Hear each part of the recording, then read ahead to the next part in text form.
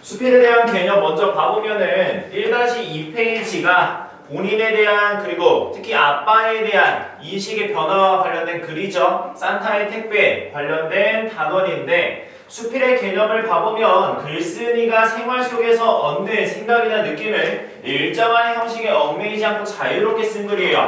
그러면 조건에 대해서 확인해야 할 거는 뭐야? 첫 번째, 경험이 드러나 있어야 된다. 내가 작품을 읽어나갈 때 글쓴이의 경험이 뭐였는지 찾아야 하는구나. 이거 하나 체크해 둬야 하고요. 두 번째, 수필이라고 하는 거는 정해진 형식이 존재한다, 존재하지 않는다? 존재하지 않는다. 내가 오늘 집에 가서 쓰는 일기도 수필이 될 수 있고요. 누군가한테, 친구한테 쓰는 편지도 수필이 될 수 있고요. 수필은 자유로운 형식이구나. 페이지로 만약에 보면은 9페이지예요.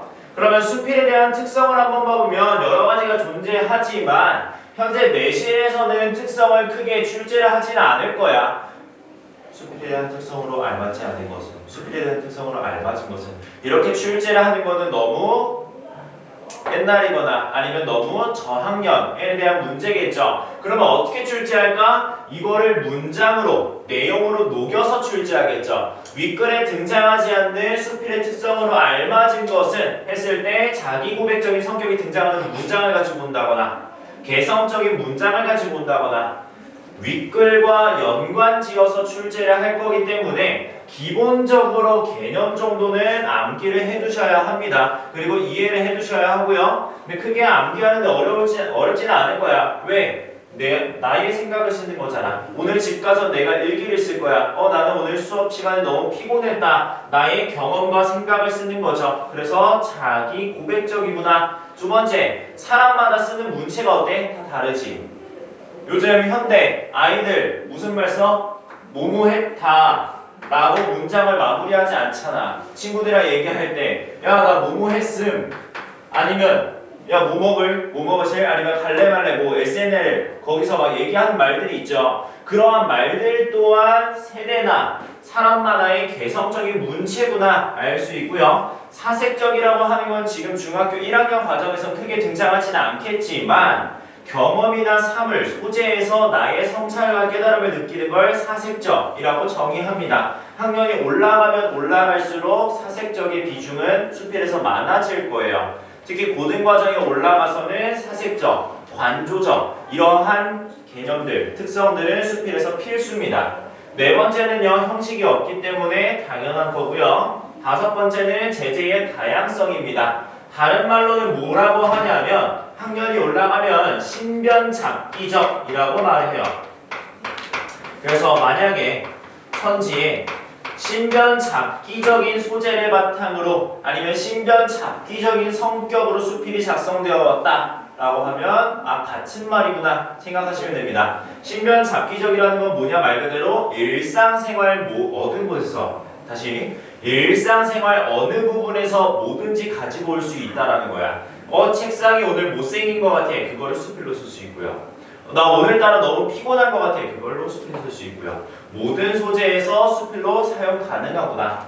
그리고 비전문적이라고 하는 거는 누군가 한정 지어지는 개념이 아니라 모두가 쓸 수 있구나 생각하시면 되고요. 그래서 6가지는 외워도 돼. 단순히 달달달달달 저것만 외워 출제할 거야는 아니라 윗글에 녹여냈을 때 찾아낼 수 있어야 합니다. 문제를 풀어보면은 윗글에 대한 갈래의 특징으로 알맞은 것은 해당 문제 유형이니까 선지들 잘 봐줘야겠죠. 그 밑에 수필을 읽을 때 유의할 점은 사실 개념을 이해했으면은 크게 헷갈리진 않을 거예요. 왜? 경험과 생각을 진솔하게 쓴 다음에 그러니 글을 잘 드러내야겠구나. 그리고 자신의 경험과 생각을 집어넣는 다음에 그러니 공감할 수 있도록 올바르게 써야 하구나 생각하시면 되겠죠. 유의할 점은 크게 어렵지는 않을 겁니다. 그리고 감상하는 방법도 마찬가지예요. 쓸 때 이것을 고려했으니 읽을 때도 고려를 해야 한다 안 해야 된다? 고려해야 한다. 그럼 유의할 점과 읽을 때는 상당히 유사하구나. 구체적이고 진솔하게 드러내야 하고 그리고 올바른 가치관을 담아야 한다. 읽을 때는 글을 파악하고 가치관과 인생관을 파악한다. 같은 개념일 겁니다. 어렵지는 않고요. 밑에 수필의 종류 한번 봐보면 외워야 될 건 아니에요. 외워야 될 건 아니지만 알고 있으면 괜찮습니다. 학년이 올라가면 수필을 다시 한번 접근하게 될 텐데 경수필과 중수필로 나누어져요. 책판에 적어가면서 비교해 볼게요. 수필에는 경수필이 있고요. 반대의 성격의 중수필이 있어요, 얘들아. 이제 개편 이전에는 이에 대한 비교의 개념이 자주 출제됐었는데 개편이 되면서 비중이 줄어들기는 했습니다. 하지만 알고 있어야 해요. 경수필은 말 그대로 뭐냐면 일상생활에서에 대한 소재를 쓴 거를 경수필이라고 말해요. 일상생활에서의 소재를 경수필이라고 하는구나. 그러면 일상생활이라고 하는 거는 어떠한 일상을 말해? 어떠한 일상을 말해요? 일반적인 성격을 말하고 그러면 이에 대해서 나타나는 성격은 뭐가 있어? 첫 번째, 개인적인 성격을 담고 있겠죠. 왜? 일상생활에서 내가 엽떡을 먹은 일, 마라탕을 먹은 일, 아니면 오늘 학원 끝나고 카페를 간 일, 이러한 소재 또한 수필로 쓸 수 있겠죠. 근데 사람마다 모두 다 동일하니? 아니지. 개인적인 성격이 들어갈 수밖에 없습니다. 그리고 개인적인 성격이 들어가다 보니까 사람의 무엇이 투영되기 마련이야? 주관적인 성격이 투영되기 마련이죠. 주관적인 성격이 투영됩니다. 주관적이라고 하는 것은 말 그대로 뭐예요? 글쓴이의 생각과 감정이 집어넣어 가는구나, 들어가는구나 생각하시면 되고요. 그에 반대되는 개념이 얘들아 중수필이라고 설명을 했었는데 그러면 중수필은 어떠한 소재를 바탕으로 이야기를 할까? 사회적인 바탕을 이야기로 합니다. 사회적인 바탕을 이야기로 하고요. 일반적이지 않고 사회적이나 그러한 이슈에 대해서 다루기 때문에 어떠한 성격, 어떠한 소재를 바탕으로 이야기해요? 공적인 소재를 바탕으로 이야기합니다. 그래서 공적인 사회를 바탕으로 소재를 작성하기 때문에 어떠한 성격이 드러날까? 첫 번째, 사회적인 성격이 드러나겠죠. 두 번째, 사회적이기 때문에 주관적이지 않고 어떻다? 객관적이다.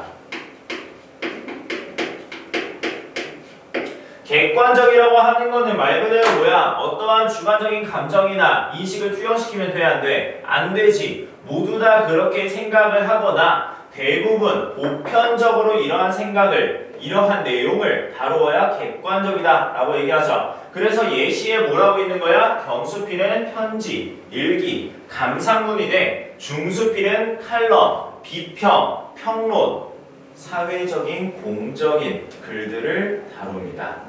여러분들 과학자의 서재 들어봤니? 못 들어봤니? 2학년 올라가면은 정규 교재로 한번 배우게 될 텐데 그러한 과학자의 서재나 일반적인 편지, 글들을 경수필이라고 합니다. 그러면 학교에서 산타 배웠어 안 배웠어요? 1-2 다 하고 들어갔니? 다 하고 나왔어? 오케이. 그러면 1-2에서 배웠었던 수필, 산타는 경수필이야, 중수필이야? 경수필이겠죠. 그럼 오늘 수업할 거나 경수필이구나. 근데 왜 이거를 설명하냐면 분명히 문제에서 지문에 대한 첫 번째 아니면은 두 번째에 대한 문제는 뭐가 나올까? 윗글에 대한 서술 특징의 문제가 나오겠죠. 서술의 특징의 문제가 나온다는 것은 질문이 어떻게 이루어질까? 1번 윗글에 대한 갈래로 알맞은 것은 그럼 윗글에 대한 갈래니까 자연스럽게 머리에 무슨 갈래를 떠올려야 돼? 수필을 떠올려야겠죠. 근데 수필을 떠올리는데 만약에 헷갈리는 선지가 2개 정도가 있어. 하나는 경수필에 대한 질문이고 하나는 중수필에 대한 개념이야. 그러면 둘 다 수필인데 헷갈려야 뭘 찍어야 될지가 아니라 어떠한 개념으로 조금 가까워질 필요가 있는 거야? 경수필에 대한 개념으로 가까워질 필요가 있다라는 거예요. 이러한 질문은 선지 내에 어떤 키워드가 섞여 있냐? 함정이 섞여져 있는 가장 알맞은 것은, 가장 올바른 것은 이러한 질문들이 나타났을 때 함정 선지가 있다라는 겁니다. 내가 문제를 많이 풀어보면서 질문도 한번 잘 봐봐. 어떠한 질문들은 윗글에 대한 내용으로 일치하는 것은 이라는 질문이고요. 어떠한 질문들은 윗글에 대한 내용으로 가장 올바른 것은 가장 일치한 것은 이렇게 두 가지의 질문으로 나뉩니다. 그 가장이 붙는 건 오탈까? 아니야. 의도를 가지고 집어넣은 거야. 그럼 가장이 있다라는 거는 두 개의 선지를 뭐한다? 헷갈리게 만들어가는 거다. 그래서 헷갈리시면 안 되고요. 두 번째, 서술상의 특징으로 알맞은 것은 했을 때는 말 그대로 아까 이야기한 특징을 물어보기도 합니다. 윗글에 대한 성격이나 특성을 물어보는 게 아니라 아까 우리가 6개 봤었던 그 특징을 찾아낼 수 있는지 물어보는 질문들이니까 개념은 필수적으로 암기해 주시고요. 멘토 시험 본 사람은 알겠지만 멘토 시험이 되게 많을 수도 있고요. 제가 나올 수 있는 문제 유형들을 시험지에 다 집어넣어서 제작을 합니다. 그렇다 보니까 멘토 시험만 정확하게 내가 다 쓸 수 있다. 아니면 막힘없이 짜자자자자 하고 마지막 페이지까지 시간 내에 다 썼다 라고 하면 그 단어는 크게 어렵지는 않을 거예요. 근데 그건 무슨 소리냐?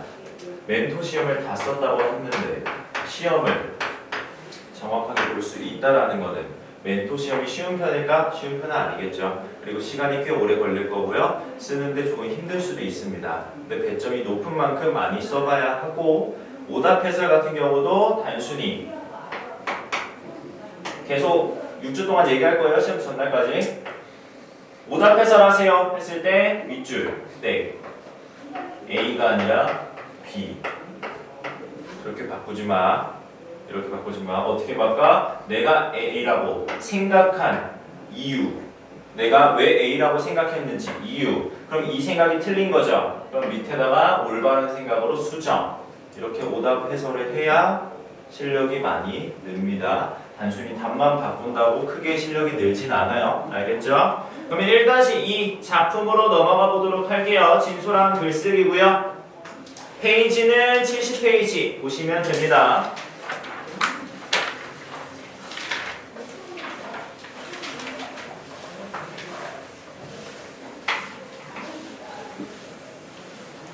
가지고 왔네요. 위에 개념부터 보면은 정서를 표현한 글의 개념과 가치라고 나와 있어요. 말 그대로 자신의 정서, 글쓴이의 정서, 생각이 들어갔다라고 하면은 그 모든 것들을 정서를 표현한 글이라고 정의합니다. 그렇기 때문에 자신의 경험을 통해 얻게 된 생각이나 깨달은 정서를 진솔하게 표현한다. 얘들아 그러면 이거는 개념은 무엇을 설명하는 거야? 수필의 개념을 설명하는 거겠죠. 가치는요. 글쓰기는 정서를 표현하는 글을 쓰는 과정에서 자신을 성찰한대요. 그러면 성찰하는 과정이라는 게 존재하는구나. 글을 쓰는 과정이라는 게 존재하는구나 생각하면서 읽어볼 수 있겠죠. 그래서 밑에 뭐가 나오는 거야? 글쓰기 과정이 나오는 거야. 글쓰기 과정은 지금 시간 2분 정도 줄 테니까 먼저 천천히 읽어보고 어떠한 순서인지 어떠한 특징을 가지고 있는지 이해해 봅시다. 시작!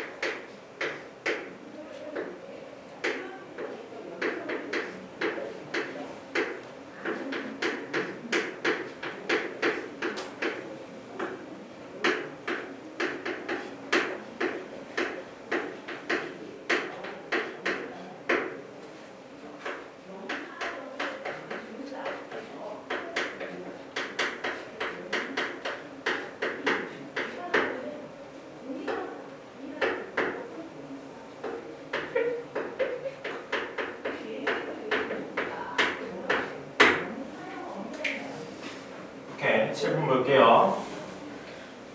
정서 표현의 글쓰기 과정에서 나올 수 있는 문제 유형은 되게 많지만 일단 첫 번째 가장 많이 나오는 게 순서 배열이에요. 단원이 글쓰기 단원인 만큼 순서를 차근차근 부호를 달아놓고 배열할 수 있는지 문제를 출제하니까 순서는 어떻게 해야 돼? 무조건적으로 외워두고 시작해야 한다. 그래서 개편되기 전에는 뭐라고 외우라고 했냐면 그냥 개내표라고 외우라고 했어요. 왜냐하면 일단 순서 배열은 틀리면 애들아 마음 아프잖아. 그치? 가장 쉬운 문제일 수도 있는데 순서 배열은 틀리면 안 되기 때문에 개내표고라고 외우고 내용 선정하기와 내용 생성하기와 내용 조직하기가 있는데 조직하는 거, 순서 배열하는 것보다는 먼저 생성하는 게 먼저구나. 그래서 내용하기만 크게 헷갈리지 않는다고 하면은 순서는 바로 외울 수 있을 겁니다. 그리고 순서를 외우라고 하는 이유는 4단원에서 얘들아 다시 한번 나오지만 시험에 안 들어갈지 모르잖아요. 아직은. 그치? 그래서 똑같은 내용이 다시 등장한다. 그리고 이 내용이 2학년 때 또 등장해요. 3학년 때 또 등장해. 근데 2학년 때 다시 외울 필요가 없겠죠. 처음 정확하게 외워두면은 순서는 계획하기, 내용 선정하기, 내용 조직하기, 그리고 표현하기, 고쳐쓰기 순이구나. 그러면 계획하기부터 첫 번째 자신의 경험을 어떻게 한대? 떠올린대요. 그러면 계획하기에서 어떤 문제가 나올 수 있을까? 첫 번째 경험 떠올린다며. 그러면 경험을 떠올리는 과정에 대해서도 잘 생각해 봐야 돼요. 어떠한 사람이 경험을 잘 떠올렸는지. 그리고 이 단원 끝까지 배웠으니까 여러분들 알 거예요. 마지막에 학습 활동에서 무슨 지문이 나와? 편지 쓰기 지문 나오지. 그치? 중선씨인가? 중모시기 씨가 자신의 태연인가? 아들인가? 하는 사람한테 편지를 썼죠. 그러면 그 편지에서 그리고 이 지문에서 공통점이 뭐였어? 인용 표현이었잖아. 근데 인용 표현 속에서 차이점은 뭐였니? 편지는 자신이 직접 경험한 것이 아니라 그러한 이야기를 간접적으로 들었던 걸 사용한 거고 인용한 거고, 그리고 산타 지문에서는 직접 경험한 걸 인용한 거였죠. 그러한 경험을 잘 떠올렸는지 문제에서 물어보고요. 두 번째, 글감을 선택하는 역할을 하는데, 글감을 선택한다라는 거는 다른 말로 얘들아 무엇을 말해요? 첫 번째, 주제를 선정한다라고 말하고요. 두 번째, 소재를 설정한다라고 말합니다. 글감이라고 하는 거는 어떠한 주제로 쓰지, 어떠한 소재로 쓰지, 그래서 주제와 소재를 결정하는 게 글감 선택하는 부분이구나, 계획하기 부분이구나 생각하면 되고요. 두 번째, 내용 생성하기는 경험을 어떻게 한대? 구체화한대. 경험을 구체화하는 게 얘들아 무슨 말이야? 경험을 구체화한다라는 거는 말 그대로 무슨 말이니? 그러한 경험을 배열한다고. 다시, 그러한 경험을 구체화한다라는 거는 경험을 어떻게 한다? 순서를 배열시킨다라고 말해요. 그래서 일기를 쓸 때 여러분들이 밤에 대한 시간을 먼저 썼다가 갑자기 아침 쓰고 싶어. 그러다 갑자기 어제 쓰고 싶어. 그러다 내일 미래 예상해볼까? 라고 순서 배열하지 않잖아. 그치? 자신의 경험을 어떠한 소재가 있었지, 어떠한 사건이 있었지, 그로 인해 어떠한 생각이 들었지, 구체적으로 작성을 하고 구체적으로 생각해보는 게 선정하기 파트입니다. 그리고 세 번째, 내용 조직하기는 경험한 내용이 잘 드러나도록 글로 쓸 내용 조직한대요. 그럼 조직하기 단계에서는 어떠한 것을 쓸까? 다른 말로 개요쓰기라고 해요. 개요서 쓰기라고 말을 합니다. 그러면 개요서를 쓸 때 수필이라고 하는 거는 형식이 정해져 있어? 정해져 있지 않아? 정해져 있지 않아 라고 수업했었죠. 근데 보편적인 형식은 존재합니다. 여러분들이 작문 수업할 때는 아니면은 글쓰기 수업할 때는 보고서 양식의 초고에 몇 단 구성으로 나누어져요? 크게 3개의 단계로 나누어지죠. 그럼 개요서 쓰기 또한 몇 단 구성이구나. 처음, 중간, 끝 3단 구성으로 작성하는구나 생각하면 됩니다. 처음, 중간, 끝 개요서를 작성하는 부분이 내용 조직하기. 그럼 표현하기에서는 무엇을 사용한다? 첫 번째는 다양한 표현을 자유롭게 사용한다. 다양한 표현이라고 하는 거는 말 그대로 말을 하고자 할 때, 글을 쓰고자 할 때 사용하는 표현들을 말하고요. 그러면 공부 잘했는지 확인해 봅시다. 윗글에서 사용한 표현 방법은 뭐가 있어 얘들아? 윗글에서 사용한 표현 방법은 뭐 있어? 첫 번째, 비유이지. 아빠를 뭐라고 정의했었어? 산타라고 정의했었고. 그리고 또 아빠와 동일시하는 소재 뭐가 등장했었어? 삼음절. 운송장이라고 하는 게 등장했었죠. 그치? 그러한 표현들이 뭐라 그래? 비유적인 표현이라고 정의합니다. 알겠죠? 비유적인 표현이라고 정의하고요. 두 번째, 자신의 아빠와의 대화 속의 경험을 생동감 있게 전달하기 위해 어떠한 표현을 사용했니? 인용이라는 표현도 사용했었죠. 하지만 얘들아, 이거는 문제에서, 선지에서 조금 난이도의 배점을 높이거나 아이들을 헷갈리게 할 때 출제할 수도 있어요. 그래서 알아는 두어야 합니다. 비유와 인용을 가장 많이 다루지만 세 번째, 대조적인 표현도 사용했습니다. 좀 이따가 내용 다루면서 말을 하겠지만 대조적인 표현도 사용했구나 생각은 하셔야 해요. 알겠지? 그래서 대조가 등장한다고 하면은 크게 흔들리지 말고요. 아, 대조가 사용됐다고 했었는데 어디에 사용됐지 정도만 지문으로 확인하러 가시면 됩니다. 절대 시험에서 지문, 기억으로 풀면 안 되고요. 왔다 갔다 정확한 정답 찾아가면서 푸셔야 합니다. 그리고 두 번째, 표현하기에서는 무엇을 진솔하게 드러낸다? 감정과 생각을 진솔하게 드러낸다. 자신의 감정이 드러나는 걸 확인해야 한다 했고 생각이 드러나는 걸 확인해야 한다라고 얘기했었죠. 근데 조건은 뭐다? 진솔한 표현. 진솔함이 드러나야 한다. 윗글에 나는 아빠에 대한 진솔한 표현으로 몇 가지가 등장했었어? 네 가지가 등장했었죠. 그럼 그 네 가지는 찾아가면서 외워두셔야 합니다. 고쳐쓰기 단계에서는 자신이 쓴 글을 점검하고 부족한 부분을 보완한다. 말 그대로 수정하고요. 보완하고요. 그 내에 세부적으로는 추가시키거나 삭제합니다. 아니면은 변화시킵니다. 학습활동에서 그래서 12월 25일 그 산타라고 한 지문 등장했었지. 산타에 대한 지문을 이렇게 고쳤으면 좋겠는데 그 지문도 많이 연관지어서 출제하니까 알아두셔야 해요. 그래서 이 전체적인 글 내용에서 여러분들이 시험에서 볼 지문의 유형은 크게 세 가지야. 첫 번째, 윗글에 대한 지문을, 본문을, 전문을 출제합니다. 1번, 산타에 대한 지문을 하나 통째로 가지고 오고요. 그리고 문제에다가 무엇을 연관짓냐면 고쳐쓰기를 하고 1번 지문, 윗글을 바탕으로 보기와 비교했을 때 이러한 문제가 가장 많이 출제돼요. 이게 1번 유형이고요. 두 번째 유형은 어떻게 출제하냐면 그 지문 내에 가와 나의 단락으로 구분 지어둡니다. 가에는 어떠한 지문이냐면 윗글, 본문에 대한 전문이고요. 나에다가는 고쳐쓰기 지문이에요. 그러면 공통점은 뭐야? 고쳐쓰기랑 가장 많이 연관 짓는다. 왜? 수정되고 보완된 내용이다 보니까 어떠한 문제가 많이 출제돼?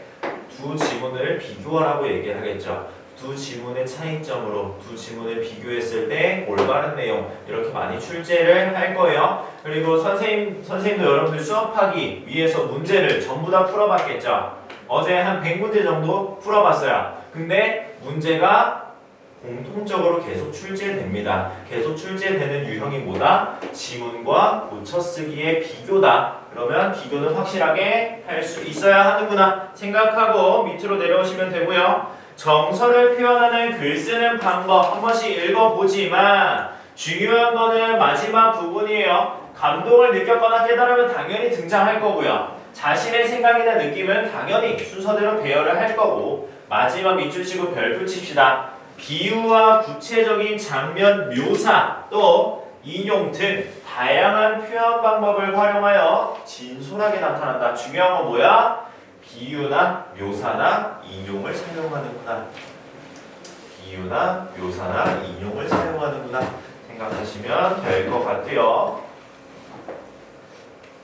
알죠? 네, 여기 부분에서 크게 궁금한 거 있는 사람 없니? 묘사는 어떠한 표현이야? 간접적인 표현이잖아. 그렇지? 묘사라는 건 뭐야? 보여주기 표현이잖아. 보여준다라는 건 직접적으로 말이 아니라 간접적으로 설명하는데 왜 구체적으로 설명해 얘들아? 간접적으로 설명하면은 사람들이 1차적으로 바로 이해돼 안 돼? 안 되지. 선생님 지금 머릿속에 엿떡 떠다닌다 얘들아? 라고 얘기하면은 내가 말하고자 의도는 뭔 것 같아?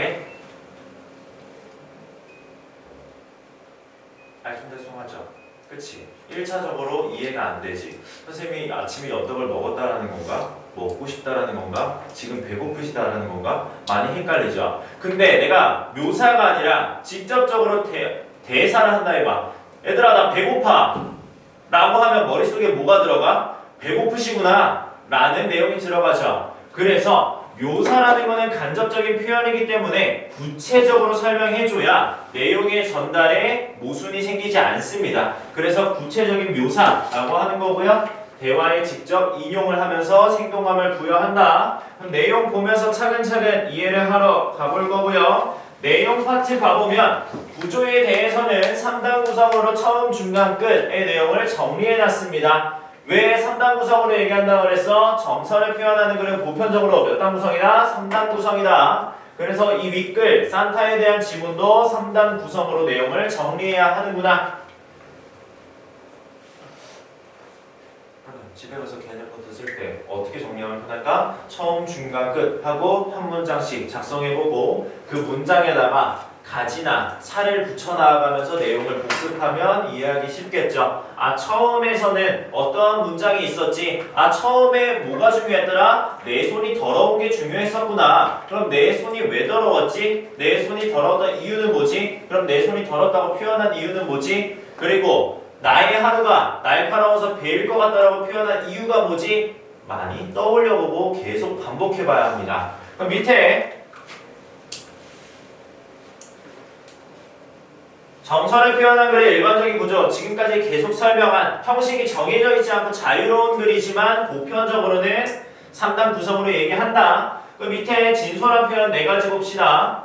진솔한 표현은 4가지가 등장했지만 크게 어렵지 않아요. 첫 번째, 까칠하고 물기 하나 없는 그 하루를 살피고 있으면 괜히 살이 베일 것 같은 느낌이 들었다. 얘들아 어디에 등장하는 거야? 처음에 두 번째 문장으로 등장하는 내용이죠. 그치? 처음 부분에 첫 번째 문장 중요한 거 뭐였어? 내 손이 더러웠다. 그 부분이 등장한 다음에 두 번째 문장에 바로 등장하는 거죠. 문제에서 많이 다루기도 하고요. 외워두셔야 합니다. 두 번째, 아빠의 뒷모습을 보고 있자니 정말 속상했다. 어떠한 시점에 확인한 문장이었어? 아빠의 배달을 따라갔을 때, 비올 때, 경험할 때 나타난 인식이었고요. 세 번째, 아빠의 몸 어딘가에 택배와 관련된 엄청난 용량의 컴퓨터 프로그램, 이 부분도 문제로 많이 출제합니다. 컴퓨터 프로그램은 아빠가 사용하는 기기가 아니라 말 그대로 아빠를 비유한 표현이죠. 무엇을 표현하기 위해? 아빠의 대단함을 표현하기 위해. 마지막, 경이로운 눈빛으로 아빠를 바라보며 물었다. 무엇을 물었었어요?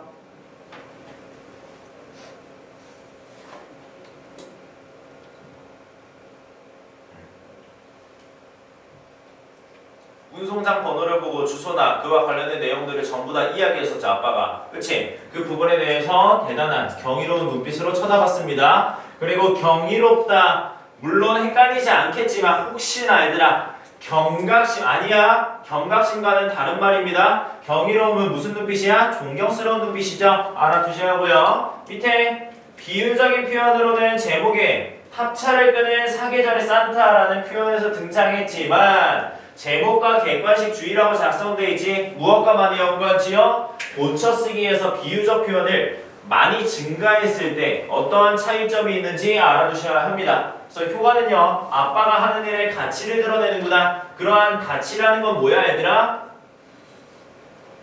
아빠의 직업의 가치관이 뭐였어? 그리고 직업관이 뭐였어, 얘들아? 괜찮아요. 천천히 하면 되지, 그치? 천천히 계속 복습할 거니까 나 모르는 바본가? 아니야. 모르는 게 지금 당연한 거예요. 아빠의 인생관이 뭐였니? 책임감 있는 삶이었지. 그치? 자신에 대한 그러한 고된 삶이 아니라 다른 사람이 기다리는 거에 대한 맡은 책임감, 이러한 가치를 드러내고 있습니다. 찾아낼 거니까 차근차근 따라오시면 될 것 같고요. 옆으로 넘어가 보면 어휘와 헷갈리는 단어들에 대한 설명이 있습니다. 그리고 첫 번째 계획하기 단계에서는 크게 어려운 내용 없고요. 그리고 이 그림들을 물론 가지고 올 수는 있지만 윗글에 등장하는 내용이기 때문에 먼저 편하게 봐주시면 됩니다. 그리고 옆에 이런 문제 나와요. 이건 처음이니까 표시한 거예요. 외우라고 표시한 거 아니야. 문제를 풀다 보면은 밑에 이런 식의 문제 질문들, 다양한 표현들이 등장합니다. 그냥 그렇구나. 문제 아니네. 패스. 개념 아니네. 패스로 넘어가는 게 아니라 천천히 읽어보고요. 내가 이러한 질문이 나왔을 때 답을 할 수 있을지 한번 얘기해봐요. 정서를 표현하는 글쓰기 단계 중에 계획하기 단계에서 해야 하는 일로 적절한 것은 내가 이 문제를 질문했을 때 정답이 뭐여야 할까를 말하면서 연습해보는 겁니다. 정답으로 나와야 하는 유형은 몇 가지가 있어? 두 가지가 있죠. 첫 번째, 뭐였니? 경험을 떠올려본다. 두 번째, 글감을 선택한다. 이러한 맥락이 등장했을 때 정답이구나 라는 걸 말로 하거나 아니면 직접 옆에다가 써보거나 하는 것도 하나의 공부 방법입니다. 자신의 경험을 바탕으로 정서를 진솔하게 표현하는 글을 쓰기 위한 글감으로 적절하지 않은 것은 이거는 무슨 문제야? 추상 문제지, 얘들아. 추상 문제에 대표적으로 세 가지 뭐 있어? 첫 번째 감상, 두 번째 평가, 세 번째 경험. 무슨 문제야? 추상 문제야. 추상 문제는 자습서나 교과서나 학교 프린트에 외우라고 등장해? 등장 안 해? 등장 안 해요. 추상 문제는 정확한 개념이 없기 때문에 등장하지 않습니다. 그러면 추상 문제가 등장했을 때가 더 중요해요. 내가 등장한 다음에 맞았어. 정답이야. 얘들아, 두 번째 봐, 안 봐? 안 보지. 여러분들이 유일하게 두 번 보는 건 뭐야? 틀렸을 때. 정답도 정확하게 봐줘야 하고요. 특히 정답 중에 더 자세히 봐줘야 하는 건 추상 문제입니다. 물론 정답을 찾는데 크게 어렵지는 않겠지만 이러한 내용이 정답이 될 수 있네. 그리고 추상 문제에서는 대표적으로 적절한 거를 크게 물어보지 않아. 아는 거를 물어봐요. 왜? 대부분의 추상적인 개념은 정답에 가깝거든요. 왜냐하면 개인적인 생각이고 주관적인 생각이기 때문에 정확한 채점이나 정답의 기준표가 존재하지 않아. 그래서 가장 적절하지 않은 거를 많이 고르라고 하는데 나머지 4개는 그럼 뭐야? 전부 다 맞는 내용인 거지. 그 4가지를 봐줘야 한다라는 거예요. 이 질문에서는 이게 정답이 되네. 이 질문에서는 이게 정답이 안 되네. 되는 줄 알았더니 를 자세히 봐줘야 합니다. 알겠죠? 그래서 정답이든 오답이든 다시 한번 봐주는 거는 꼭 필수적으로 해줘야 한다. 그래서 선생님이 같은 문제를 여러 번 반복하는 경우도 있을 거예요. 그건 중요한 문제들이니까 잘 따라오시면 되고요. 두 번째, 기뻤던 일, 슬펐던 일, 경험을 떠올리는 부분입니다. 그냥 편하게 보면서 넘어가 주시면 돼요. 하나하나 외워야 돼. 첫 시험이니까 모두 다 외울 거야. 다 쏟아부으면 나중에 5주차, 6주차 때 여러분들 머리 터집니다. 네, 특히 국어는 터져요. 수학은 결과값이 분명하게 존재하는 과목이지, 그치? 계산을 결과를 나타냈으면은 잊어버리고 다음 문제로 넘어가잖아. 근데 국어는 뭐야? 영어는 문학계열은 뭐야? 기억해놔야 돼. 그래서 독서 지문이든 내신 공부든 처음에 다 외워야 돼. 머리에 다 집어넣으면 뒷단원 안 들어온다. 그리고 뒷단원 더 중요한 거 나오지? 문법 단원. 문법 단원은 머리 터집니다. 그때 돼서. 천천히 가볍게 읽을 거 이해하면서 넘어가 주시고요. 그러면 이해하면서 넘어가는 이 부분은 어떻게 이해해? 아, 경험들이구나. 경험을 통해서 글감을 선정하는 과정이구나. 생각만 해주시면 되고요. 옆으로 넘어가면 두 번째 내용 생성하기 파트가 나옵니다. 내용 생성하기 파트에서는 뭘 한다 그랬어요? 글감을 뭐 한다? 선택했으면 그러한 경험과 글감을 어떻게 만든다? 구체화시킨다. 내용 봅시다. 글로 표현할 경험을 택배원으로 일하는 아빠를 지켜본 날이라고 뭐 했어? 글감을 선정했지. 그러면 글감을 선정했으면 뭐 해야 된다? 구체화해야 한다. 언제였더라? 무슨 경험이었더라? 그러한 경험을 통해 뭘 느꼈지? 나중에 그러한 느낀 감정을 통해서 뭘 깨달았지? 천천히 순차적으로 어떻게 하니? 배열시키죠. 구체화시키지. 그게 어디라고? 내용 생성하기 파트라고요. 구체화의 과정이 존재하기 때문에 많은 학생이 헷갈립니다. 내용 조직하기라고. 아니다. 구체화시키는 것까지는 어디야? 내용 생성시키기야. 알겠죠? 밑부분에 아이가 하는 이야기 잘 봐봐요. 그때의 생각과 감정, 느낌과 깨달은 점을 솔직하게 써보자. 써보자. 조직하기인가? 표현하기인가? 아니라 그랬어. 내용 생성하기입니다. 알겠죠? 지금은 당연한 걸 왜 계속 이야기하시지? 라고 할 수 있지만 문제에서 문장으로 만나면 헷갈리기 시작합니다. 절대 헷갈리면 안 돼요. 그럼 옆에 2번과 3번 한번 지금 풀어볼까요? 시작.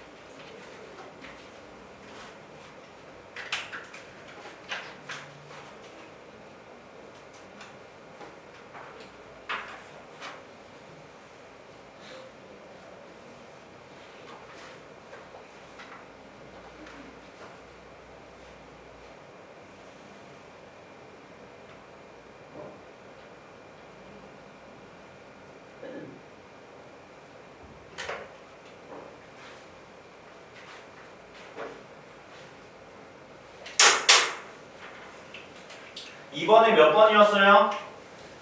4번이죠? 이번에 4번이었고요. 3번에 얘들아 조금 헷갈리는 내용일 수도 있어요. 3번에 몇 번이었어?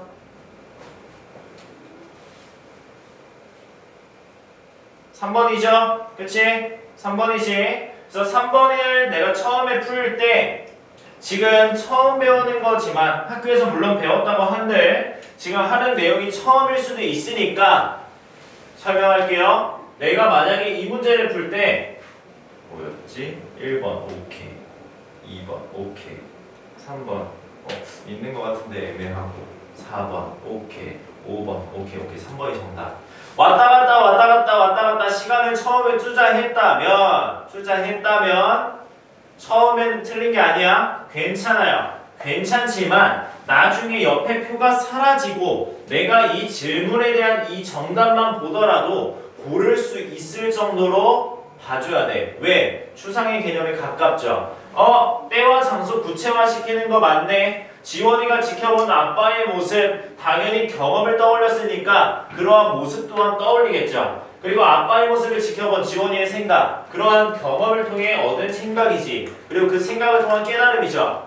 를 자연스럽게 떠올릴 수 있어야 돼요. 단순히 왔다 갔다 정답 끼워 맞추기가 아니라. 알겠지? 그래서 4번, 3번 고르고 넘어가시면 되고요. 뒤로 넘어가 보면은 경험을 구체화할 때 저런 식으로 구조화로 끝나는 게 아니라 마인드맵 아니면은 묻고 답하기, 질의응답, 자문자답 모두 다 낼 수 있습니다. 이 문제에서 크게 내용 조직하기에서는 많이 등장하지 않아. 미안해요. 내용 선정하기에서는 문제가 많이 등장하지 않아. 하지만 어떤 문제가 등장한다고? 추상 문제가 등장할 수도 있고요. 두 번째, 세부적으로 나온다고 하면은 뭐까지 등장할 수 있냐? 내용 생성하기 아니면 내용 선정하기에서 사용하는 방법으로 알맞지 않은 것은 이렇게 출제될 수도 있어요.